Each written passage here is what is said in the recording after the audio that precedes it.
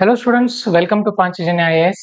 ಯಾರು ಈ ವರ್ಷ UPSC ಪ್ರಿಲಿಮ್ಸ್ ನ ಬರ್ಲಿಕ್ಕೆ ಹೋಗ್ತಾ ಇದ್ದೀರಿ, ಎಕ್ಸಾಮ್ ದಿನ ನಿಮ್ಮ ಸ್ಟ್ರಾಟಜಿ ಯಾವ ತರ ಇರಬೇಕು, ಅವತ್ತು ನೀವ್ ಏನ್ ಮಾಡ್ಬೇಕು, ಏನ್ ಮಾಡಬಾರ್ದು, ಯಾವ ತರಹ ನೀವು ಪರೀಕ್ಷೆಯನ್ನ ಅಟೆಂಡ್ ಮಾಡಿದ್ರೆ ಯಶಸ್ವಿ ಆಗ್ಬಹುದು ಅನ್ನುವಂತ ಮಾಹಿತಿನ ನಾನು ಇವತ್ತಿನ ವಿಡಿಯೋದಲ್ಲಿ ಹೇಳಿಕ್ ಹೋಗ್ತಾ ಇದ್ದೀನಿ. Let's begin the video.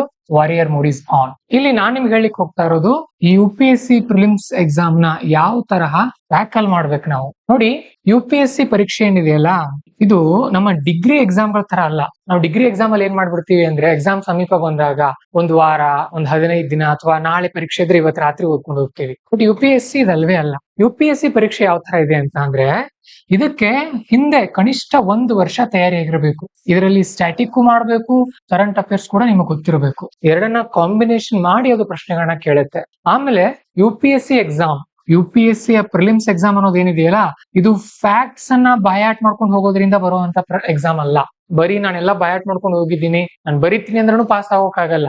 ಆ ಎಕ್ಸಾಮ್ ದಿನ ನಿಮ್ಮ ಮೈಂಡ್ ಯಾವ ತರ ಥಿಂಕ್ ಮಾಡುತ್ತೆ, ಪರೀಕ್ಷೆ ದಿನ ನೀವ್ ಎಷ್ಟ್ ಅಟೆಂಟಿವ್ ಆಗಿರ್ತೀರಿ, ಎಷ್ಟ್ ಆಕ್ಟಿವ್ ಆಗಿರ್ತೀರಿ, ಯಾವ ತರ ಕ್ಯಾಲ್ಕುಲೇಟೆಡ್ ರಿಸ್ಕ್ ತಗೊಳ್ತೀರಿ, ಇದೆಲ್ಲವನ್ನು ಕೂಡ ಚೆಕ್ ಮಾಡುತ್ತೆ. ಯಾಕಂದ್ರೆ ನಾನು ಇತ್ತೀಚೆಗೆ ನೋಡ್ತಾ ಇದ್ದೆ, ಪ್ರೆಪ್ UPSC ಅಂತ ಒಂದಿದೆ, ಅದು UPSC ಪ್ರೆಪ್ ಅಂತ ಒಂದಿದೆ. ಅದರಲ್ಲಿ ಒಬ್ರು ಟಾಪರ್ ಅವ್ರ ಮೇಡಮ್ ಅವ್ರು ಹೇಳ್ತಾ ಇದ್ರು, ಅವರು ಕಳೆದ ವರ್ಷ 2025 ಪರೀಕ್ಷೆಯಲ್ಲಿ 125 ಮಾರ್ಕ್ಸ್ ತಗೊಂಡಿದ್ದಾರೆ. ಕಟ್ ಆಫ್ ಇರೋದು ಜನರಲ್ ಕ್ಯಾಟಗರಿಗೆನೆ 92, 125 ಮಾರ್ಕ್ಸ್ ತಗೊಂಡಿದ್ದಾರೆ. ಅವ್ರು ನೇರವಾಗಿ ಹೇಳಿದ್ರು, ಅವ್ರ ಸರ್ ಇಂಟರ್ವ್ಯೂ ಮಾಡ್ತಾ ಇದ್ದಾರೆ ಅವ್ರನ್ನ, ಸರ್ ನನಗೆ ಗೊತ್ತಿದ್ದಂತ ಪ್ರಶ್ನೆಗಳು 30 ಮಾತ್ರ, ಡೈರೆಕ್ಟ್ ಆಗಿ ಗೊತ್ತಿದ್ದಂತ ಪ್ರಶ್ನೆಗಳು 30 ಮಾತ್ರ. ಸೊ 30 ಇಂಟು 2 ಅಂದ್ರೆ 60 ಆಯ್ತು. ಪ್ಲಸ್ ಇನ್ನೂ 65 ಬಂದಿದೆ ಅವರಿಗೆ. ಇದೆಲ್ಲಿಂದ ಬಂತು ಅಂತ ಅಂದ್ರೆ, ಇಂಟೆಲಿಜೆನ್ಸ್ ಗೆಸ್ಸಿಂಗ್ ನಿಂದ, ಎಲಿಮಿನೇಷನ್ ಟ್ರಿಕ್ಸ್ ಗಳಿಂದ ಮತ್ತು ಕ್ಯಾಲ್ಕುಲೇಟೆಡ್ ರಿಸ್ಕ್ ತಗೊಂಡು ಕ್ವಶನ್ ಗಳನ್ನ ಅಟೆಂಡ್ ಮಾಡಿದ್ರಿಂದ. ಸೊ ಅದು ಯಾವ ತರ ಮಾಡ್ಬೇಕು, ಏನ್ ಮಾಡ್ಬೇಕು, ಇದೆಲ್ಲವನ್ನು ಕೂಡ ನೀವು 1 ವರ್ಷದಲ್ಲಿ ಕಲ್ತಿರ್ತೀರಿ. ಅದಕ್ಕೋಸ್ಕರ ನಾನು ಪದೇ ಹೇಳ್ತಾ ಇದ್ದೆ, Delhi UPSC secrets course join ಆಗಿ ಅಂತ. ಇನ್ ಯಾರು ನಮ್ಮಲ್ಲೇ ಕೋಚಿಂಗ್ ಜಾಯ್ನ್ ಆಗಿದ್ರಿ, ನಾವು ನಿಮಗೆ ಮ್ಯಾಕ್ಸಿಮಮ್ 2011ರಿಂದ 2025 ಪ್ರಶ್ನೆ ಪತ್ರಿಕೆಗಳನ್ನ ಅನಾಲಿಸಿಸ್ ಮಾಡಿದೀವಿ. ಎಲ್ಲ ಎಲಿಮಿನೇಷನ್ ಟ್ರಿಕ್ಸ್ ಅನ್ನು ಕೂಡ ಕಲಿಸಿಕೊಟ್ಟಿದೀವಿ. ಒಂದ್ ಅಂಶ ನೆನ್ಪಿಟ್ಕೊಳ್ಬೇಕು, 2025ರಲ್ಲಿ UPSC ಏನ್ ಟ್ರಿಕ್ ಮಾಡಿತ್ತು ಅಂತ ಅಂದ್ರೆ, ಕೆಲವೊಂದು ಎಕ್ಸ್ಟ್ರೀಮ್ ವರ್ಡ್ ಗಳನ್ನ ಬಳಸಿತ್ತು. ಈಗ ಎವ್ರಿ ಅನ್ನುವಂತ ವರ್ಡ್ ಅನ್ನ ಬಳಸಿತ್ತು. ಬಟ್ ಆ ಪದ ಇಡೀ ಸಾಲನ ಎಕ್ಸ್ಟ್ರೀಮ್ ಮಾಡ್ತಾ ಇರಲಿಲ್ಲ. ಸೊ ಈ ವರ್ಷ ನೀವು ಯಾರು ಎಕ್ಸಾಮ್ ಬರ್ಲಿಕ್ಕೆ ಹೋಗ್ತಾ ಇದೀರಿ, ಬರೀ ಎಕ್ಸ್ಟ್ರೀಮ್ ವರ್ಡ್ ಗಳನ್ನ ನೋಡಿ ಆ ಸಾಲು ತಪ್ಪು ಅಂತ ಹಾಕ್ಬೇಡಿ, ಆ ಇಡೀ ಸಾಲನ್ನ ಓದಿ. ಆ ಸಾಲೇ ಎಕ್ಸ್ಟ್ರೀಮ್ ಅನಿಸ್ತಾ ಇದ್ರೆ ರಾಂಗ್ ಆಗುತ್ತೆ. ಜಸ್ಟ್ ಒಂದು ಪದ ಎಕ್ಸ್ಟ್ರೀಮ್ ಇದೆ ಅಂದ ತಕ್ಷಣ ಅದು ಎಕ್ಸ್ಟ್ರೀಮ್ ಆಗಲ್ಲ. ನಾನು ಹೋದ ವರ್ಷ ಈ ತರ ಬಹಳಷ್ಟು ಮಿಸ್ಟೇಕ್ ಗಳನ್ನ ಮಾಡಿದ್ದೀನಿ ಸ್ವತಃ. ಹಾಗಾಗಿ ಆ ತಪ್ಪುಗಳನ್ನ ನೀವು ಮಾಡ್ಲಿಕ್ಕೆ ಹೋಗ್ಬೇಡಿ, ನೆನ್ಪಿಟ್ಕೊಳ್ಳಿ. ಸರಿ, ಹಾಗಾದ್ರೆ ಸ್ಟಾರ್ಟ್ ಮಾಡೋಣ ಬನ್ನಿ. ತುಂಬಾ ಸರಳವಾಗಿರುತ್ತೆ, ತುಂಬಾ ಸಿಂಪಲ್ ಆಗಿರುತ್ತೆ. ನೀವು ಡಬಲ್ ಸ್ಪೀಡ್ ಇಟ್ಕೊಂಡು ನೋಡ್ಬೋದು, ಬಟ್ ಕ್ಲಾರಿಟಿ ಇರ್ಲಿ ಅಂತ ಹೇಳ್ತಾ ಇದ್ದೀನಿ. ಯಾಕಂದ್ರೆ ಬಹಳಷ್ಟು ವಿದ್ಯಾರ್ಥಿಗಳ ನಾಲೆಜ್ ಇದ್ರೂ ಕೂಡ ಸಣ್ಣ ಪುಟ್ಟ ಎಡವಟ್ಟುಗಳಿಂದ ಫೇಲ್ ಆಗ್ತಾರೆ. ಆ ತರ ನೀವು ಆಗ್ಬಾರ್ದು. ನೋಡೋಣ ಏನ್ ಮಾಡ್ಬೇಕು. ಮೊದಲನೇದಾಗಿ, ನೀವು ಅಡ್ಮಿಟ್ ಕಾರ್ಡ್ ಅನ್ನ ಕಲರ್ ಜೆರಾಕ್ಸ್ ಅಥವಾ ಬ್ಲಾಕ್ ಅಂಡ್ ವೈಟ್ ಯಾವ್ದು ಬೇಕಾದ್ ತಗೊಂಡು ಹೋಗ್ಬೋದು. ಬಹಳಷ್ಟು ಜನರಲ್ಲಿ ಡೌಟ್ ಇರುತ್ತೆ, ಸರ್ ಕಲರ್ ತಗೊಂಡು ಹೋಗ್ಬೇಕಾ, ಬ್ಲಾಕ್ ಅಂಡ್ ವೈಟ್ ನಡೆಯುತ್ತಾ? ಬ್ಲಾಕ್ ಅಂಡ್ ವೈಟ್ ಕೂಡ ನಡೆಯುತ್ತೆ, ಏನು ಪ್ರಾಬ್ಲಮ್ ಆಗಲ್ಲ. ಓಕೆ, ಸೊ ಒಂದು ಬ್ಲಾಕ್ ಅಂಡ್ ವೈಟ್ ತಗೊಂಡು ಹೋಗ್ತಾ ಇದ್ರೆ 1-2 ಫೋಟೋಸ್ ಕೂಡ ಇರಲಿ ನಿಮ್ ಜೊತೆ, ಇದ್ರೆ ಸೇಫ್. ಎಷ್ಟು ಕಾಪಿ ತಗೊಂಡು ಹೋಗ್ಬೇಕು? 4 ಪ್ರಿಂಟ್ ಇಟ್ಕೊಳ್ಳಿ ನಿಮ್ಮ ಬ್ಯಾಗ್ ಅಲ್ಲಿ. ಎಕ್ಸಾಮ್ ಹೋಗುವಾಗ ಪ್ರತಿ ಸಾರಿ 2 ತಗೊಂಡು ಹೋಗಿ. ಬೆಳಗ್ಗೆ 2, ಮಧ್ಯಾಹ್ನ 2 ತಗೊಂಡು ಹೋಗಿ. ಅಥವಾ ಬೆಳಗ್ಗೆ ಚೆನ್ನಾಗಿದ್ರೆ ಅದನ್ನೇ ತಗೊಂಡು ಹೋಗಿ, ಇಲ್ಲಾಂದ್ರೆ ಬ್ಯಾಗ್ ಅಲ್ಲಿ ಸೇಫ್ಟಿಗೋಸ್ಕರ ಇಟ್ಕೊಳ್ಳಿ.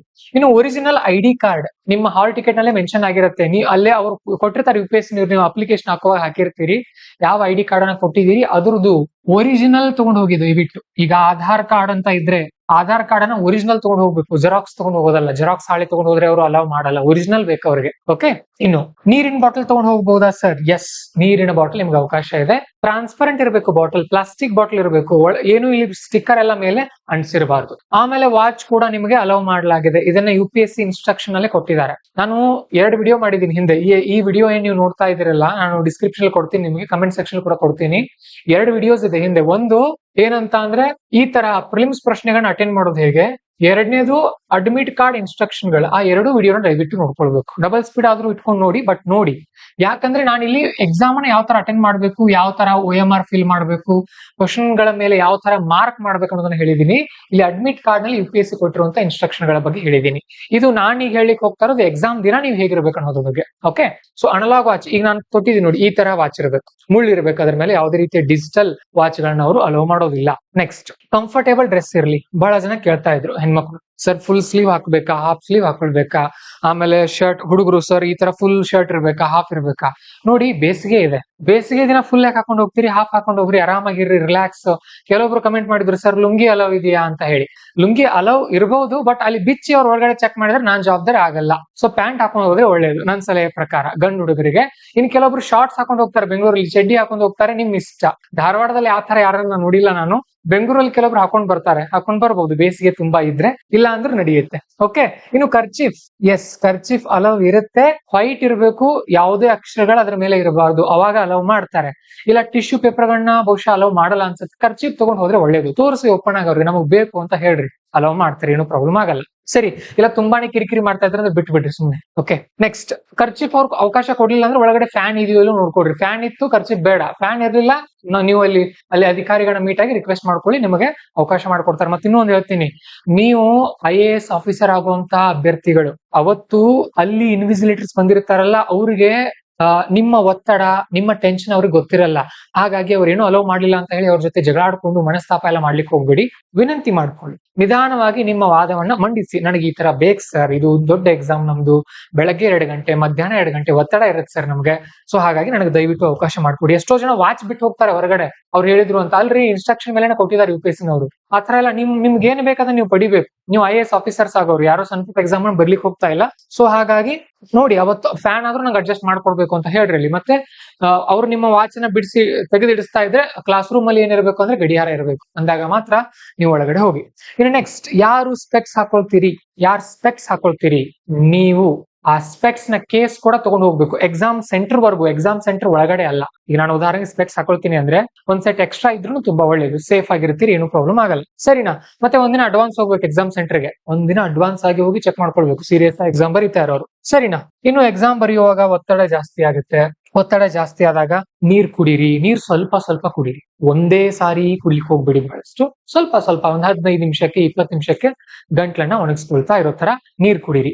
ಏನ್ ಮಾಡಿ ಅಂದ್ರೆ ನೀರಿನ ಬಗ್ಗೆ ನಿಮ್ಗೊಂದು ಸಿಂಪಲ್ ಆಗಿ ಹೇಳ್ಬಿಡ್ತೀನಿ.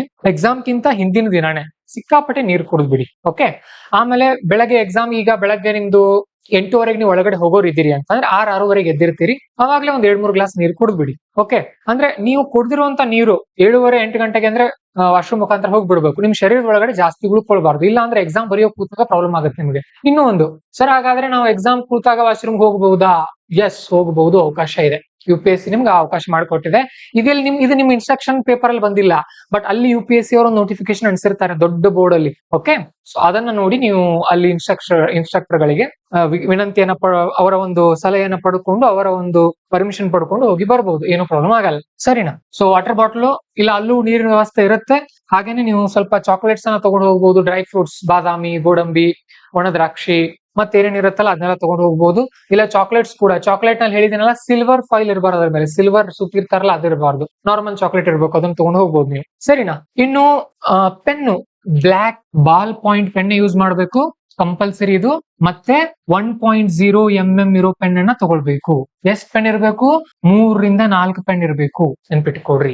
Nib 1 mm ಇರಬೇಕಾದ್ರು. ನನ್ನ ಸಲಹೆ ಪ್ರಕಾರ ರೋರಿಟೋ, ಫ್ಯಾಂಟಾಫ್ಲೋ ಕೂಡ ಚೆನ್ನಾಗಿದೆ. ಇದನ್ನ ಬಿಟ್ಟು ಮತ್ತೆ ಬೇರೆ ಬೇರೆ ಸಿಕ್ಕರು ಕೂಡ ತಗೊಳ್ರಿ, 10-20 ರೂಪಾಯಿ ಪೆನ್ ಇರುತ್ತೆ, ತಗೊಳ್ರಿ. ಅದೇ ಎಕ್ಸಾಮ್ ಅದನ್ನ ತಗೊಂಡು ಹೋಗ್ಬೇಕು. ಮತ್ತೆ ಅಲ್ಲಿ ಎಕ್ಸಾಮ್ ಒಳಗಡೆ, ಸೆಂಟರ್ ಒಳಗಡೆ ಕೆಲವೊಬ್ರು ಬಂದಿರ್ತಾರೆ, ಸೀರಿಯಸ್ ಆಕಾಂಕ್ಷಿಗಳು ಇರೋದಿಲ್ಲ, ಅವ್ರು ಬೇರೆ ಯಾವ್ದು ಪೆನ್ ತಗೊಂಡ್ ಬಂದಿರ್ತಾರೆ, ನೀಲಿ ಪೆನ್ನು ಮತ್ತೆ ಕೆಂಪು ಪೆನ್ನು, ಬೇರೆ ಬೇರೆ ಅಂತವ್ರೆಲ್ಲ ಕೇಳಿದ್ರೆ ಕೊಡ್ಲಿಕ್ಕೆ ಹೋಗ್ಬೇಡ್ರಿ, ಅವ್ರೆಲ್ಲ ಸೀರಿಯಸ್ ಆಸ್ಪಿರೆಂಟ್ ಗಳಲ್ಲ. ಎಕ್ಸಾಮ್ ದಿನ ನೀವು ಸ್ವಾರ್ಥಿಗಳಾಗಿ ನಿಮ್ ಬಗ್ಗೆ ಅಷ್ಟೇ ನೀವು ಥಿಂಕ್ ಮಾಡ್ಕೊಡ್ರಿ, ಬೇರೆಯವ್ರ ಬಗ್ಗೆ ಅಲ್ಲ. ಇನ್ನು ಅವತ್ತು ದಾನಶೂರಕರ್ಣರಾಗೋಕ್ ಹೋಗ್ಬೇಡಿ. ಪೆನ್ಸಿಲ್, ರಬ್ಬರು, ಶಾರ್ಪನರ್ಗಳನ್ನು ಕೂಡ ತಗೊಂಡು ಹೋಗಿ, ಬೇಕಾಗುತ್ತೆ. CSAT ಎಕ್ಸಾಮ್ ಬೇಕಾಗುತ್ತೆ, ಒಂದೊಂದ್ಸಾರಿ ತಗೊಂಡು ಹೋಗ್ಬಹುದು. ಮ್ಯಾಕ್ಸಿಮಮ್ ಪೆನ್ ಅನ್ನೇ ಬಳಸೋಕ್ ಪ್ರಾಕ್ಟೀಸ್ ಮಾಡಿ. ಇನ್ನು ಈಗ ಏನ್ ಎಕ್ಸಾಮ್ ಬರೆಯೋಕ್ ಹೋಗೋರಿದ್ದೀರಿ ಈ ವರ್ಷ, ಸಾಧ್ಯ ಆದಷ್ಟು ಈ ವಿಡಿಯೋ ಯಾವಾಗಿಂದ ನೋಡ್ತಾ ಇದ್ರೆ ಅವಾಗಿಂದಾನೆ ಈ ಜಂಕ್ ಫುಡ್ ಗಳನ್ನ ತಿನ್ನೋದು ನಿಲ್ಸಿ, ಆಯಿಲಿ ಫುಡ್ ಅನ್ನ ತಿನ್ನೋದು ನಿಲ್ಸಿ. ಜಸ್ಟ್ ಎಣ್ಣೆ ಕಡಿಮೆ ಇರುವಂತ ಆಹಾರ, ಯಾವುದೇ ರೀತಿ ಜಂಕ್ ಫುಡ್ ಬೇಡವೇ ಬೇಡ, ದಯವಿಟ್ಟು ಹೇಳ್ತಾ ಇದ್ದೀನಿ. ಚಿಪ್ಸ್ ತಿನ್ನೋದಿರ್ಬೋದು, ಸಮೋಸ, ಪಾನಿಪುರಿ, ಆಮೇಲೆ ಅತಿಯಾದ ಮಾಂಸಾಹಾರ ಎಲ್ಲಾನು. ಸಂಡೇ ಎಕ್ಸಾಮ್ ಬರೀತಿರಲ್ಲ, ಬರೆದ ಮೇಲೆ ಸಂಜೆಗೆನೆ ಹೋಗೋದು, ಅಲ್ಲಿವರೆಗೂ ಯಾವುದೇ ರೀತಿ ಜಂಕ್ ಫುಡ್ಸ್ ಬೇಡ. ಅತಿಯಾಗಿ ಟೀ, ಅತಿಯಾಗಿ ಕಾಫಿ ಕುಡಿಯೋದು ಕೂಡ ಒಳ್ಳೇದಲ್ಲ. ಸರಿನಾ? ಎಕ್ಸಾಮ್ ದಿನ ಏನಿರ್ಬೇಕು ನಿಮ್ದು, ಬೆಳಗ್ಗೆ ಲೈಟ್ ಆಗಿ ಬ್ರೇಕ್ಫಾಸ್ಟ್ ಇರ್ಲಿ, ಖಾಲಿ ಹೊಟ್ಟೆಗೆ ಎಕ್ಸಾಮ್ ಹೋಗ್ಬೇಡಿ. ಖಾಲಿ ಹೊಟ್ಟೆಲ್ ಹೋಗ್ಬಾರ್ದು, ಮೈಂಡ್ ವರ್ಕ್ ಮಾಡಲ್ಲ. ಮತ್ತೆ ನಿಮ್ ಮೈಂಡ್ ವರ್ಕ್ ಮಾಡ್ಲಿಲ್ಲ ಅಂದ್ರೆ ಸುಸ್ತಾಗತ್ತೆ. ಸೊ ಸ್ವಲ್ಪ ಲೈಟ್ ಆಗಿ ಏನ್ ತಗೊಳ್ಬಹುದು, ಬೆಳಗ್ಗೆ ಇಡ್ಲಿ ತಿನ್ಬಹುದು, ಒಂದ್ 2-3-4 ಇಡ್ಲಿ ತಿನ್ನಿ, ಏನು ಪ್ರಾಬ್ಲಮ್ ಆಗಲ್ಲ. ಅದ್ರ ಜೊತೆ ವಡಾ ತಿನ್ಬಾರ್ದು, ಉದ್ದಿನ ವಡಾ ತಿನ್ಬಾರ್ದು, ಮಸಾಲೆ ದೋಸೆ ತಿನ್ಬಾರ್ದು, ಆಮೇಲೆ ಪೂರಿ ತಿನ್ಬಾರ್ದು. ಓನ್ಲಿ ಇಡ್ಲಿ. ಯಾಕೆ ಸರ್ ಇಡ್ಲಿನ ತಿನ್ಬೇಕು ಅಂತ ಅಂದ್ರೆ, ಅದು ನಿಮ್ಮ ಶರೀರವನ್ನ ನೀರಡಿಸೋ ತರ ಮಾಡಲ್ಲ. ಅದನ್ನ ತಿಂದ್ರಿ ಅಂದ್ರೆ ಮುಗೀತು, ಎನರ್ಜಿ ಇರುತ್ತೆ, ಹೋಗ್ತೀರಿ, ಎಕ್ಸಾಮ್ ಬರೀತೀರಿ, ವಾಪಸ್ ಬರ್ತೀರಿ. ನೀವ್ ಅಕಸ್ಮಾತ್ ಪೂರಿ ತಿಂದ್ರಿ, ನೀವ್ ಅಕಸ್ಮಾತ್ ದೋಸೆ ತಿಂದ್ರಿ, ನೀವ್ ಅಕಸ್ಮಾತ್ ಉದ್ದಿನ ವಡೆ ಏನಾದ್ರು ತಿಂದ್ರಿ ಅನ್ಕೊಡ್ರಿ, ನೀರಡಿಕೆ ಆಗೋಕ್ ಸ್ಟಾರ್ಟ್ ಆಗತ್ತೆ. ನೀರಡಿಕೆ ಆಗ ಹಾಗೆ ನೀರ್ ಜಾಸ್ತಿ ಕುಡಿತೀರಿ, ನೀರ್ ಜಾಸ್ತಿ ಕುಡ್ದ ಹಾಗೆ ವಾಶ್ರೂಮ್ ಹೋಗ್ಬೇಕಾಗತ್ತೆ. ಮಿನಿಮಮ್ 8 ನಿಮಿಷ ವೇಸ್ಟ್ ಆಗುತ್ತೆ. ನೀವು ಒಂದ್ಸಾರಿ ವಾಶ್ರೂಮ್ ಹೋಗಿ ಬಂದ್ರೆ 8 ನಿಮಿಷದಲ್ಲಿ ಮಿನಿಮಮ್ 4 ಕ್ವಶನ್ ಅಟೆಂಡ್ ಮಾಡ್ತೀರಿ. 4 ಅಂದ್ರೆ 8 ಮಾರ್ಕ್ಸ್ ಹೋಯ್ತು ನಿಮ್ದು. ಅರ್ಥ ಆಯ್ತಾ? ಸೊ ಬೆಳಗ್ಗೆ ಕಂಪಲ್ಸರಿ ಇಡ್ಲಿನೇ ತಿನ್ಬೇಕು, ಇಲ್ಲ ಪುಲಾವ್ ತಿನ್ಬೇಕು. ಇಡ್ಲಿ ಇರ್ಲಿಲ್ಲ ಹೋಟೆಲ್ ಅಲ್ಲಿ ಆಗಿತ್ತು ಅಕಸ್ಮಾತ್, ನನ್ ಮಾತ್ ಕೇಳಿ ಧಾರವಾಡದಲ್ಲಿ ಎಲ್ಲಾ ವಿದ್ಯಾರ್ಥಿಗಳು ಇಡ್ಲಿನೇ ತಿಂದ್ರು ಅನ್ಕೊಳ್ಳೋಣ, ಹೋಟೆಲ್ ಎಲ್ಲ ಇಡ್ಲಿ ಖಾಲಿ, ಮತ್ತೇನಿದೆ ಅಂದ್ರೆ ಪುಲಾವ್ ತಿನ್ಬೇಕು. ಆಮೇಲೆ ಅವ್ರ ಹೋಟೆಲ್ ಅವ್ರಿಗೆ ಹೇಳ್ಬರ್ಬೇಕು, ಸರ್ ಮಧ್ಯಾಹ್ನ ಮತ್ತೆ ಬರ್ತೀವಿ, ಪುಲಾವೇ ಮಾಡಿಡ್ರಿ ಅಂತ ಹೇಳಿ. ಓಕೆ. ಹಾಗೇನೆ ಮಧ್ಯಾಹ್ನ ಪಲಾವ್ ತಿನ್ಬೇಕು, ಮತ್ತೆ ಕರ್ಡ್ ರೈಸ್ ತಿನ್ಬಹುದು.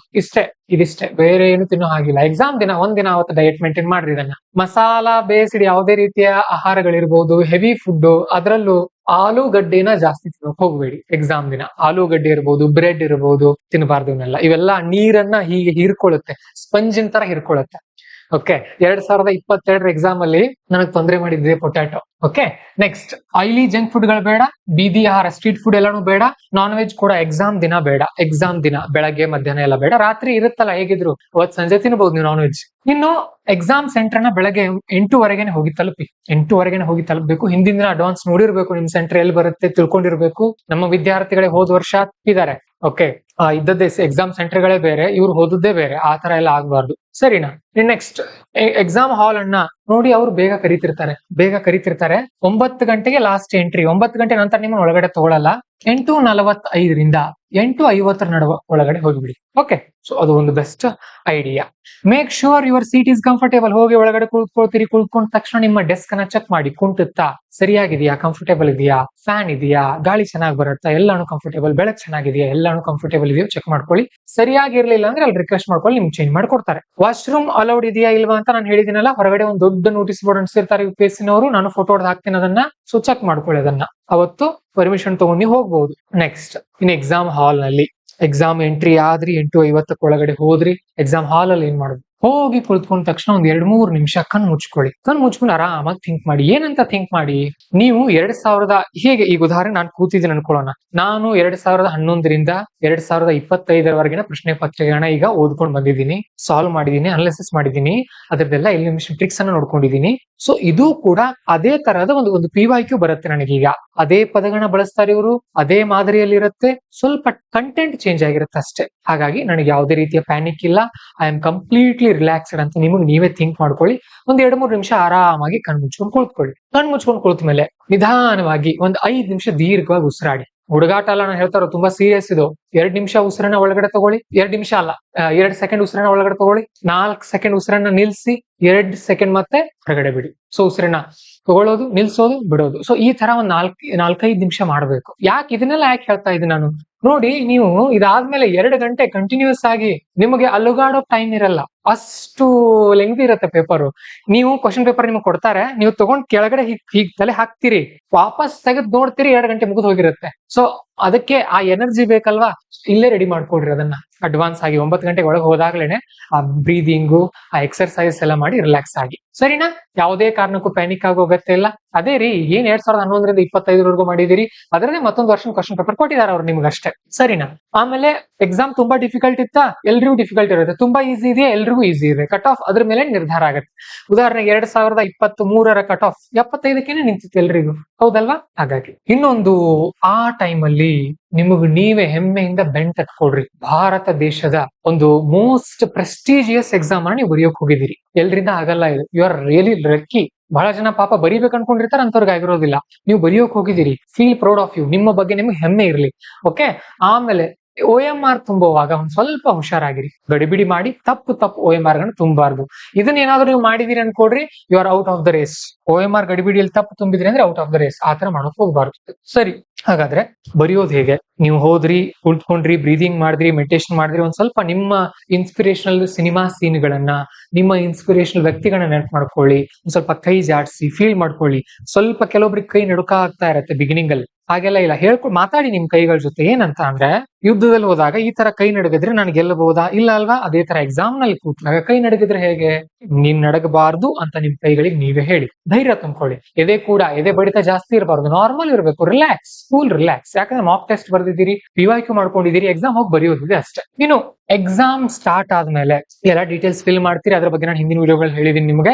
ನಿಮ್ಮ ಮೆಥಡ್ ನಿಂದಾನೇ ನೀವು ಸ್ಟಾರ್ಟ್ ಮಾಡ್ಬೇಕು. ಇಲ್ಲಿ ಮಾಕ್ ಟೆಸ್ಟ್ ಪ್ರಾಕ್ಟೀಸ್ ಮಾಡುವಾಗ, PYQ ಅನಾಲಿಸಿಸ್ ಮಾಡುವಾಗ ಯಾವ ತರ ಪ್ರಾಕ್ಟೀಸ್ ಮಾಡ್ಕೊಂಡಿದ್ರಿ, ಫೈನಲ್ ಎಕ್ಸಾಮ್ ಅಲ್ಲಿ ಕೂಡ ಅದೇ ಮಾಡೆಲ್ ಇರಬೇಕು. ಅವತ್ತು ಹೋಗಿ ಏನು ಚೇಂಜ್ ಮಾಡೋ ಹಾಗಿಲ್ಲ.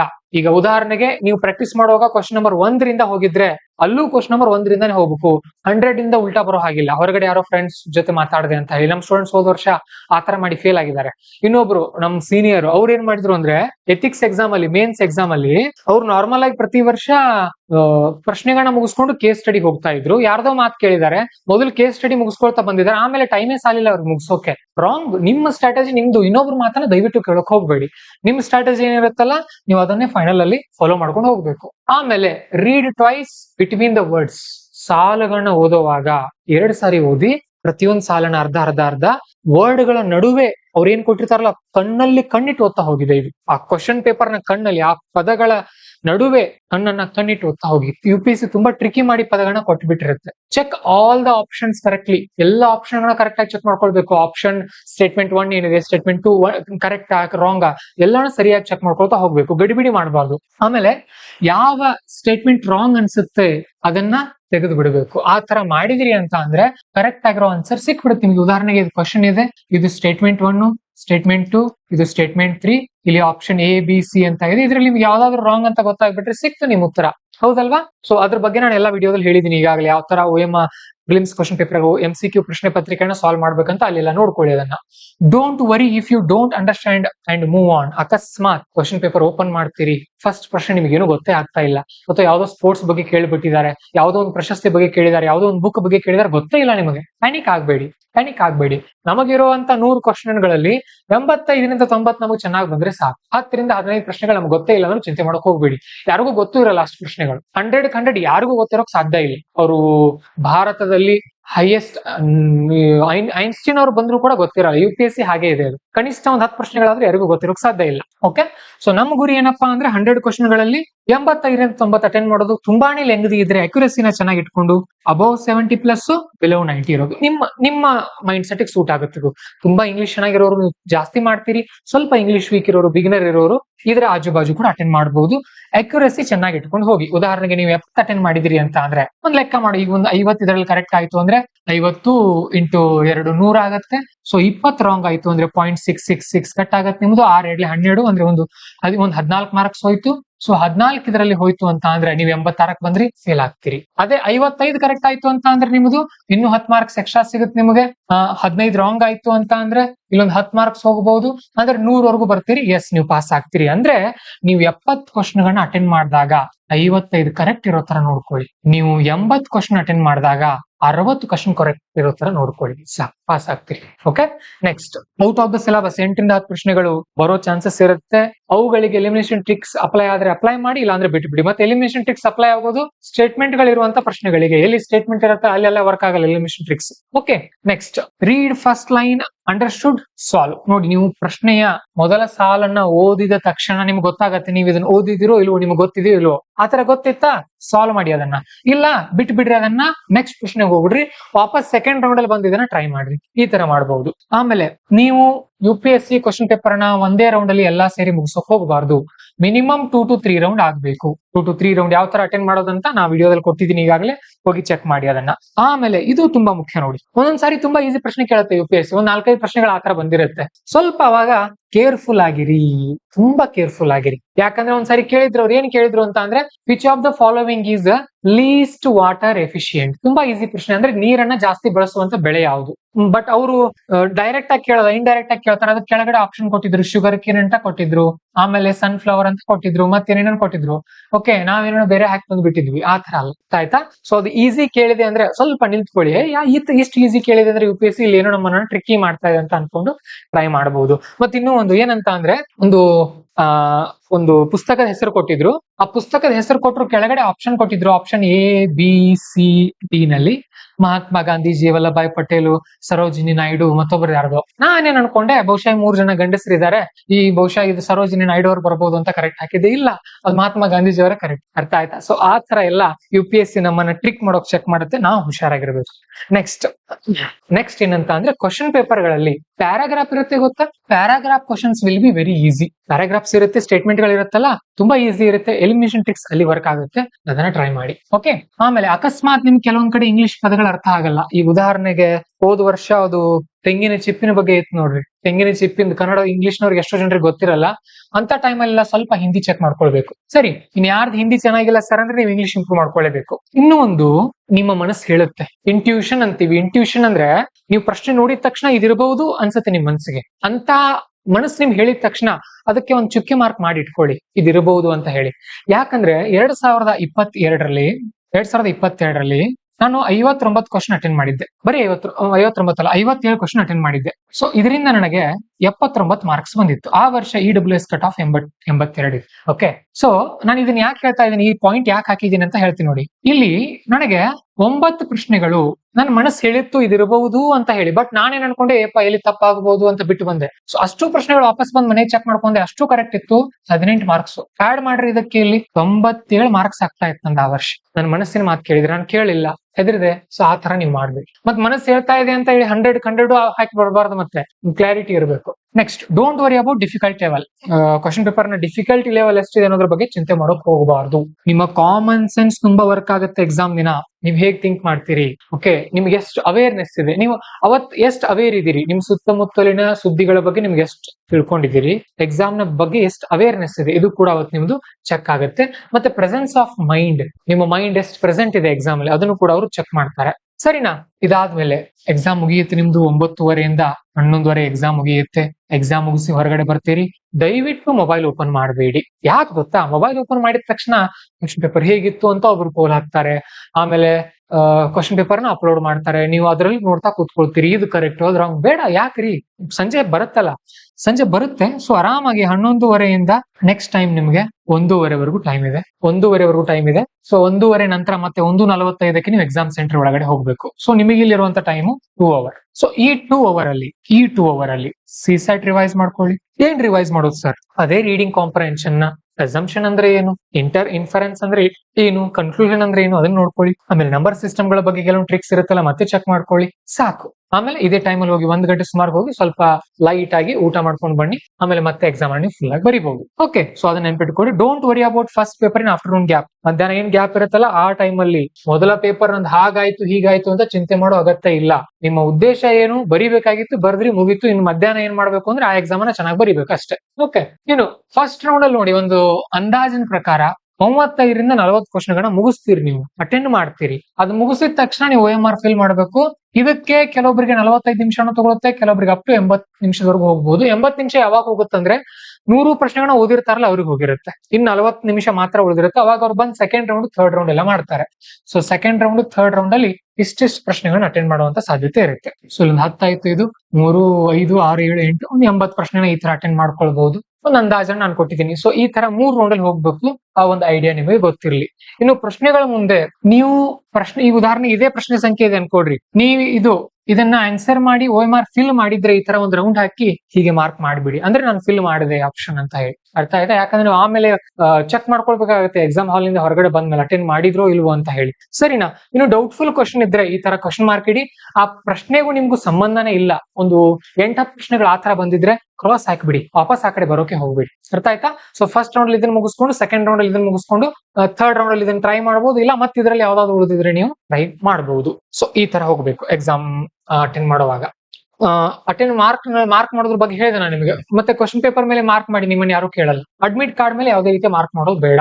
ಸ್ಟೇಟ್ಮೆಂಟ್ ಗಳ ಮುಂದೆನೂ ಕೂಡ, ಈಗ ಉದಾಹರಣೆಗೆ ಸ್ಟೇಟ್ಮೆಂಟ್ 1 ಇದೆ, ಸ್ಟೇಟ್ಮೆಂಟ್ 2 ಇದೆ, ಸ್ಟೇಟ್ಮೆಂಟ್ 3 ಇದೆ ಅನ್ಕೋಣ. ಇದ್ರ ಮೇಲೆ ಮಾರ್ಕ್ ಮಾಡ್ಬೇಕು, ಈ ಸ್ಟೇಟ್ಮೆಂಟ್ ಕರೆಕ್ಟಾ, ರಾಂಗಾ, ಕರೆಕ್ಟಾ. ಯಾಕಂದ್ರೆ ಇಲ್ಲಿ ಕೇಳಿರ್ತಾರ ಅವ್ರು, ಅಕಸ್ಮಾತ್ ನಾಟ್ ಕರೆಕ್ಟ್ ಅಂತ ಕೇಳಿದ್ರೆ ಇಲ್ಲಿ ABCD ಅಂತ ಇರುತ್ತೆ. ಉದಾಹರಣೆಗೆ ಓನ್ಲಿ 1, ಓನ್ಲಿ 2 ಅಂತ ಇದ್ದಾಗ, ಸೊ ನಾಟ್ ಕರೆಕ್ಟ್ ಅಂದ ತಕ್ಷಣ ಹೀಗೆ ಲಿಂಕ್ ಆಗುತ್ತೆ ಇದು. ಓಕೆ, ಸೊ ಫಸ್ಟ್ ಸ್ಟೇಟ್ಮೆಂಟ್ ಅಂದ್ರೆ ಒಂದು ರಾಂಗ್ ಇದೆ ಇದರಲ್ಲಿ ಅಂತ ಅರ್ಥ ಆಯ್ತು.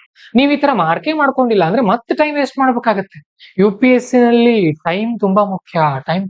ಯಾರು ಟೈಮ್ ಅನ್ನ ಸರಿಯಾಗಿ ಮ್ಯಾನೇಜ್ ಮಾಡ್ತಾರೆ ಅವ್ರು ಯಶಸ್ವಿ ಆಗ್ತಾರೆ. OMR ಅನ್ನ ಪ್ರಶ್ನೆ ಫಿಲ್ ಮಾಡಿದ ತಕ್ಷಣ OMR ತುಂಬಕ್ ಹೋಗ್ಬೇಡಿ. ಪ್ರತಿ ಪ್ರಶ್ನೆಗೆ ಒಂದೊಂದು ರೌಂಡ್ ಮುಗಿಲಿ.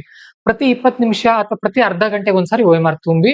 OMR ತುಂಬುವಾಗ ನಿಮ್ಮ ಕೈ ಬೆರಳು ಇರ್ಲಿ ಕ್ವಶನ್ ಮೇಲೆ. ಈಗ ಉದಾಹರಣೆಗೆ ಇದು OMR ಸೀಟ್ ಇದೆ, ಇದು ನಿಮ್ಮ ಕ್ವಶನ್ ಪೇಪರ್ ಇದೆ. ಇಲ್ಲಿ ಚೆಕ್ ಮಾಡ್ಬೇಕು ಕ್ವಶನ್ ನಂಬರ್ 5, ಇಲ್ಲೂ ಕೂಡ ಕ್ವಶನ್ ನಂಬರ್ 5. ಎಸ್, ಅದ್ರ ಮುಂದೆನೆ ಇಟ್ಕೊಂಡು ಸರಿಯಾಗಿ ಫಿಲ್ ಮಾಡ್ಬೇಕು, ಮಾಡಬಾರ್ದು. ಅಲ್ಲಿ ಏನಾದ್ರು ಎಡವಿದ್ರಿ ಅಂದ್ರೆ ನಿಮ್ ಕಾಲ್ ಮೇಲೆ ನೀವು ಕಲ್ ಚಲ್ಕೊಂಡಂಗ ಆಗತ್ತೆ. ಆ ತರ ಮಾಡಬಾರ್ದು. ಓಕೆ, ಅಥವಾ ನಿಮ್ಗೆ ಯಾವ ತರ ಸೂಕ್ತ ಅನ್ಸುತ್ತೋ ಆ ತರ ಫಿಲ್ ಮಾಡಿ OMR ನ. ಒಟ್ನಲ್ಲಿ OMR ಫಿಲ್ ಮಾಡದೆ ಬರಬೇಡಿ. ಕೆಲವೊಬ್ರು ಸ್ಟೂಡೆಂಟ್ಸ್ ಹೇಳ್ತಾರೆ, ಸರ್ ಅಟೆಂಡ್ ಮಾಡಿದ್ದೆ ಸರ್, OMR ಫಿಲ್ ಮಾಡೋಕ್ ಆಗ್ಲಿಲ್ಲ ಸರ್, ಏನ್ ಹೇಳೋಣ ಅವ್ರಿಗೆ. ಆ ತರ ಮಾಡಬಾರ್ದು, ತಪ್ಪದು ಅಲ್ವಾ. ನೆಕ್ಸ್ಟ್ ಲಾಸ್ಟ್ 10 ನಿಮಿಷದಲ್ಲಿ 4 ರಿಂದ 5 ಕ್ವಶನ್ಸ್ ಫಿಲ್ OMR ಮಾಡಿದ. ಇನ್ನು ಲಾಸ್ಟ್ ಒಂದ್ 10 ನಿಮಿಷ ಉಳಿದಿರತ್ತಲ್ಲ, ಅವಾಗ ಒಂದ್ 4-5 ಪ್ರಶ್ನೆಗಳಿಗೆ ನೀವು ಉತ್ತರ ಬರೀತೀರಿ. ಅವಾಗ ಆ ಪ್ರತಿ ಪ್ರಶ್ನೆ ಮುಗಿದ ಹಾಗೆ OMR ಫಿಲ್ ಮಾಡ್ಕೊಳ್ಳಿ. ಓಕೆ, ಸೊ ಅದೊಂದು ಗೊತ್ತಿರ್ಲಿ. Once again check admit card number in OMR sheet. OMR sheet ನಲ್ಲಿ ಚೆಕ್ ಮಾಡ್ಕೊಳ್ಳಿ ಸರಿಯಾಗಿ ಫಿಲ್ ಮಾಡಿದ್ರೋ ಇಲ್ವೋ ನಿಮ್ಮ ಅಪ್ಲಿಕೇಶನ್ ನಂಬರ್ ಅನ್ನ. ಅದು ತುಂಬಾ ಮುಖ್ಯ. ಇನ್ನು ಎಕ್ಸಾಮ್ ಮುಗಿಯುತ್ತೆ, ಎಕ್ಸಾಮ್ ಮುಗಿಸ್ಕೊಳ್ತೀರಿ. ಎಕ್ಸಾಮ್ ಮುಗಿಸ್ಕೊಂಡ್ಮೇಲೆ ರೂಮಿಗೆ ಬರ್ತೀರಿ. ರೂಮಿಗೆ ಬನ್ರಿ, ಫ್ರೆಶ್ ಅಪ್ ಆಗ್ರಿ. ಫ್ರೆಶ್ ಅಪ್ ಆದ ತಕ್ಷಣ 2-3 ಇನ್ಸ್ಟಿಟ್ಯೂಟ್ ಗಳ OMR ಶೀಟ್ ಗಳನ್ನ ಚೆಕ್ ಮಾಡ್ಕೊಡ್ರಿ, ಕೀ ಆನ್ಸರ್ ಗಳನ್ನ ಚೆಕ್ ಮಾಡ್ಕೊಡ್ರಿ ಅಂತ ನಾನು ಹೇಳಲ್ಲ. ಯಾಕಂದ್ರೆ ಈ ವರ್ಷ UPSCನೇ ಆನ್ಸರ್ ಕೀಗಳನ್ನ ಬಿಡುಗಡೆ ಮಾಡುತ್ತೆ. ಎಕ್ಸಾಮ್ ಮುಗಿಯುತ್ತಲ್ಲ, ಮುಗಿದ ತಕ್ಷಣ ಅವತ್ ಸಂಜೆನೆ ಬಿಡಬಹುದು ಅಥವಾ ಮಾರನೇ ದಿನ ಬಿಡಬಹುದು UPSCನವರು. ಓಕೆ, ಸೊ ಬಂದ ತಕ್ಷಣ ಚೆಕ್ ಮಾಡ್ಕೊಳ್ಳಿ, ಬರೀರಿ ಕ್ವಶನ್ ಪೇಪರ್ ಮೇಲೆ ನೀವು ಎಲ್ಲಿ ತಪ್ಪಿದ್ರಿ ಅಂತ. ಓಕೆ, ಸೊ ಕ್ವಶನ್ ಪೇಪರ್ ಮೇಲೆ ಅದಕ್ಕೆ ಯಾವ ಕ್ವಶನ್ ಅಟೆಂಡ್ ಮಾಡ್ಕೊಂಡ್ರಿ ಯಾವ್ದಿಲ್ಲ ಅಂತ ಮಾರ್ಕ್ ಮಾಡ್ಕೊಂಡು ಬನ್ನಿ. ಓಕೆ, ಸೊ ಕೊನೆಗೆ ನಿಮ್ಮ ಸ್ಕೋರ್ ಗಳನ್ನ ಚೆಕ್ ಮಾಡ್ಕೊಡ್ರಿ ಎಲ್ರು. ಸ್ಕೋರ್ ಹೇಗ್ ಚೆಕ್ ಮಾಡೋದು ಸರ್? ಹೇಗಂತ ಅಂದ್ರೆ GS ಅಲ್ಲಿ ಕರೆಕ್ಟ್ ಆಗಿದ್ರೆ, ಈಗ ಉದಾಹರಣೆಗೆ 10 ಕರೆಕ್ಟ್, ಈಗ ಅದೇ ಹೇಳಿದ್ನಲ್ಲ 50 ಕರೆಕ್ಟ್ ಆಗಿದೆ ಅನ್ಕೊಳ್ಳೋಣ. 50 × 2 100. ಈಗ ಒಂದು 10 ರಾಂಗ್ ಆಗಿದೆ ಅನ್ಕೊಂಡ್ರೆ 10 × 0.66 = 6.6 ಎಷ್ಟು ಹೋಗುತ್ತೆ ಇಲ್ಲಿ? 93.4. ಕೆಲವೊಬ್ರು ಅಂತಾರೆ, ಸರ್ 100 ಹೋಗಿತ್ತು ಸರ್, 100 ಆಗಿತ್ತು ಸರ್ ನನ್ ಸ್ಕೋರು, ಬಟ್ R- ಆಗಿ 93 ಬಂತು. ಅಲ್ಲ ರೀ, ನಿಮ್ ಸ್ಕೋರ್ ಇದಿಷ್ಟೇ, 100 ಅಲ್ಲ ನಿಮ್ ಸ್ಕೋರ್, ಇದು ನಿಮ್ ಫೈನಲ್ ಸ್ಕೋರ್. UPSC ನಲ್ಲಿ ಈ ತರ ಲೆಕ್ಕಾಚಾರ ಮಾಡ್ಬೇಕು. ಇನ್ನು CSAT ಅಲ್ಲಿ ಯಾವ ತರ ಮಾಡ್ಬೇಕು? CSAT ಅಲ್ಲಿ 10 ಕರೆಕ್ಟ್ ಆಗಿದ್ರೆ 10 × 2.5 25 ಆಗತ್ತೆ. 1 ರಾಂಗ್ ಆಗಿದ್ರೆ 8.33 ಇದರಲ್ಲಿ ಇಷ್ಟನ್ನ ಕಳೆದ್ರೆ ಸುಮಾರು ಒಂದು 13.5 ಎಲ್ಲ ಬರಬಹುದು. ಚೆಕ್ ಮಾಡ್ಕೊಡ್ರಿ, 13.5 ಎಲ್ಲ. ಓಕೆ, 8 ಅಂದ್ರೆ ಒಂದು 17, 16 ಬರಬಹುದು. ಈ ತರ ಚೆಕ್ ಮಾಡ್ಬೇಕು, ನೆನ್ಪಿಟ್ಕೊಡ್ರಿ. ಒಬ್ಬೊಬ್ರು ಇಲ್ಲಿ ಗೊತ್ತಿರ್ಬೇಕು ನಿಮ್ಗೆ. ಕರೆಕ್ಟ್ ಆದ್ರೆ CSAT ಅಲ್ಲಿ ಎಷ್ಟಿದೆ, ರಾಂಗ್ ಆದ್ರೆ ಎಷ್ಟು ಹೋಗುತ್ತೆ. GS ಅಲ್ಲಿ ಬೇರೆ ಇದೆ, CSAT ಅಲ್ಲಿ ಬೇರೆ ಇದೆ. CSAT ಅಲ್ಲಿ ನೀವು 66 ತಗೊಂಡ್ರೆ ಪಾಸ್, GS ಅಲ್ಲಿ depends on cut off. Next, right analyse your attempt rights and wrongs. ಎಷ್ಟು ಕರೆಕ್ಟ್ ಮಾಡಿದ್ರಿ, ಎಷ್ಟು ತಪ್ಪು ಮಾಡಿದ್ರಿ, ಯಾಕೆ ತಪ್ಪು ಮಾಡಿದ್ರಿ, ಅವತ್ತಿಂದ ಅವತ್ತೇ ಚೆಕ್ ಮಾಡ್ಕೊಳ್ಬೇಕು. ನೀವು 24 ಅವರ್ಸ್ ಒಳಗಡೆ ಚೆಕ್ ಮಾಡ್ಕೊಳ್ಳಿಲ್ಲ ಅಂದ್ರೆ ಮುಂದಿನ ವರ್ಷ ಮತ್ತೆ ಫೇಲ್ ಆಗ್ತೀರಿ, ನೆನ್ಪಿಟ್ಕೊಡ್ರಿ. ಮತ್ತೆ ಕೆಲವೊಬ್ರು ಹಾಲ್ ಟಿಕೆಟ್ ಎಸೆದು ಬಿಡ್ತಾರೆ, ಮುಗೀತು ಆಯ್ತು ಇನ್ನು ನಂದು ಸರಿಯಾಗಿ ಆಗಿಲ್ಲ, ಏನ್ ಮಾಡೋದು ತಗೊಂಡು. ಆತರ ಮಾಡಬಾರ್ದು. ಚೆನ್ನಾಗಿ ಇಟ್ಕೊಳ್ಬೇಕು ಹಾಲ್ ಟಿಕೆಟ್ ನಂಬರ್ ಗಳನ್ನು ಕೂಡ ಚೆನ್ನಾಗಿ ಇಟ್ಕೊಳ್ಬೇಕು. ಆಮೇಲೆ ಅದು ನಿಮಗೆ ಕ್ವಶನ್ ಪೇಪರ್ ಬುಕ್ಲೆಟ್ ಕೊಟ್ಟಿರ್ತಾರಲ್ಲ, ಅಲ್ಲೂ ಕೂಡ ನಿಮ್ಮ ರೋಲ್ ನಂಬರ್ ಬರ್ದಿರ್ಬೇಕು. ಆತರ ಎಲ್ಲ ಮಿಸ್ ಮಾಡಬಾರ್ದು. Be very serious. ಕೊನೆ ಎಕ್ಸಾಮ್ ಆಗೋವರೆಗೂ, ಅಂದ್ರೆ ಫೈನಲ್ ರಿಸಲ್ಟ್ ಬರುತ್ತಲ್ಲ ಮುಂದಿನ ವರ್ಷ, ಅದು ಬರೋವರೆಗೂ ನಿಮ್ ಹಾಲ್ ಟಿಕೆಟ್ ನಿಮ್ ಬಳಿ ಇರಬೇಕು. ಅಂದ್ರೆ ಮಾತ್ರ UPSC ನಿಮ್ಗೆ ಸೆಲೆಕ್ಷನ್ ಮಾಡತ್ತಿಲ್ಲ ಅಂದ್ರೆ ಇಲ್ಲ, ಅವರು ಸ್ಟ್ರಿಕ್ಟ್ ಆಗಿ ಹೇಳಿದಾರೆ, ಅದನ್ನ ನೆನ್ಪಿಟ್ಕೊಳ್ರಿ. ಸರಿ, ಇದಿಷ್ಟು UPSCಯ ಟ್ರಿಕ್ಸ್ ಗಳು, UPSC ದಿನದ ಸ್ಟ್ರಾಟಜಿಗಳು. ಇವನ್ನೆಲ್ಲವನ್ನ ಫಾಲೋ ಮಾಡ್ಕೊಳ್ಳಿ. ಅವತ್ತಿನ ದಿನ ಯಾರು ಟೈಮ್ ಅನ್ನ ಮ್ಯಾನೇಜ್ ಮಾಡ್ತಾರೆ ಅವರೇ ಯಾರು ಅಂತ ಅಂದ್ರೆ ನಿಜವಾದ ವಿನ್ನರ್ಗಳು. ಸರಿನಾ? ಸೊ ನೀವು ಟೈಮ್ ಮ್ಯಾನೇಜ್ ಮಾಡ್ತೀನಿ ಸರ್, ನಾನು ವಿನ್ನರ್ ಆಗ್ತೀನಿ ಅಂತ ಅಂದ್ರೆ I am the winner. ITW ಅಂತ ಒಂದು ಕಮೆಂಟ್ ಹಾಕಿರಿ, ನೋಡ್ತೀನಿ. ಬರೀರಿ ಈ ವರ್ಷ ಯಶಸ್ವಿಯಾಗಿ. ಎಕ್ಸಾಮ್ ಬರೆದ ಮೇಲೆ ಎಕ್ಸಾಮ್ ಏನ್ ಅನಿಸ್ತು, ಯಾವ ತರ ಅನಿಸ್ತು ಅಂತ ಹೇಳಿ ನಿಮ್ಮ ಅನಿಸಿಕೆಗಳನ್ನ ನಮಗೆ ಕಳಿಸಿ. ನಮ್ಮ ಆಫೀಸ್ ನಂಬರ್ 9481837426. ಮತ್ತು ಇನ್ನೂ ಒಂದು ಮಾತು ಹೇಳ್ತೀನಿ, ಯಾರು ಫಸ್ಟ್ ಟೈಮ್ ಬರಿತಾ ಇರ್ತೀರಿ, ಕೆಲವೊಂದು ಸಾರಿ ಎಡವುತ್ತೀರಿ. ಈಗ ನಿನ್ನೆ ನಮ್ಮ ವಿದ್ಯಾರ್ಥಿ ಒಬ್ರು ಮಾರ್ಕ್ಸ್ ಕಳಿಸಿದ್ರು. 2024ರ ಸ್ಕೋರ್ ಅವ್ರದ್ದು GS ಅಲ್ಲಿ 16, CSAT ಅಲ್ಲಿ 18. 2025ರಲ್ಲಿ ಇದು 69, ಇದು 67. ಇದನ್ನ ಪಾಸ್ ಆಗಿದ್ದಾರೆ. ಅವ್ರದ್ದು ST ಕಮ್ಯುನಿಟಿ ಬರುತ್ತೆ. ಸೊ ಇದರಲ್ಲಿ 82 ತಗೊಂಡ್ರೆ ಪಾಸ್ ಇತ್ತು, 13 ಮಾರ್ಕ್ಸ್ ಅಲ್ಲಿ ಫೇಲ್ ಆಗಿದ್ದಾರೆ ಅವರು. ಸೊ ಲಾಂಗ್ ಟರ್ಮ್ ಜರ್ನಿ ಬೇಕಾಗುತ್ತೆ. ಈ ವಿದ್ಯಾರ್ಥಿ ನಮ್ಮಲ್ಲಿ ಕೋಚಿಂಗ್ ತಗೊಂಡದ್ದು 2023 ಆಯ್ತಾ. ಸೊ ಲಾಂಗ್ ಟರ್ಮ್ ಜರ್ನಿ ಬೇಕಾಗುತ್ತೆ. ಮೆಂಟರ್ ಜೊತೆ ಟಚ್ ಅಲ್ಲಿರಿ, ಅಥವಾ ಒಳ್ಳೆ ಸ್ನೇಹಿತರ ಜೊತೆ ಟಚ್ ಅಲ್ಲಿರಿ, ತಯಾರಿ ಮಾಡಿ ಯಶಸ್ವಿ ಆಗ್ತೀರಿ. ಹೇಳಿದಿನಲ್ಲ, ITW ಅಂತ ಕಮೆಂಟ್ ಮಾಡಿ, ಅಥವಾ ನಿಮ್ಮ ಮತ್ತೇನಾದ್ರೂ ಪ್ರಶ್ನೆಗಳಿದ್ರೆ ಕಮೆಂಟ್ ಸೆಕ್ಷನ್ ಅಲ್ಲಿ ಬರೀರಿ. ಒಳ್ಳೇದಾಗ್ಲಿ. ಮತ್ತೆ ಹೆಣ್ಮಕ್ಳು ಯಾವುದೇ ರೀತಿಯ ಬಂಗಾರದ ಆಭರಣನ ಧರಿಸ್ಕೊಂಡು ಹೋಗಬೇಡಿ. ಓಕೆ, ಎಲ್ಲಾನು ಮನೇಲಿ ಇಟ್ಕೊಂಡೆ ಹೋಗಿ, ಸೇಫ್ ಆಗಿ ಹೋಗಿ. All the best. ನಮಸ್ಕಾರ.